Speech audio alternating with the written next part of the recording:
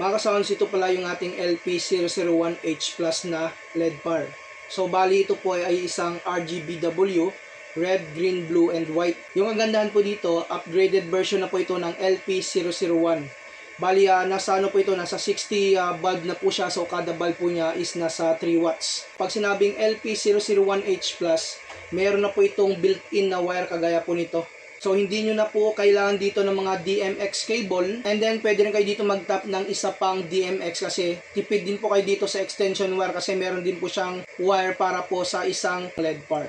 So bali ito po, meron po itong sound active. Kung ayaw po niyo na gumamit ng DMX, pwede niyo po itong iset sa sound active or sa automatic. So mas maganda kung gagamitin po niyo ito sa stage lighting, mas okay na meron po kayong DMX controller para mas mako-control po ninyo yung mga ilaw na lalabas dito sa ganitong klaseng LED par po ninyo. So yan, kung naghanap lang naman kayo ng ganitong klaseng LED par light, pakiclick lamang yung ating yellow basket.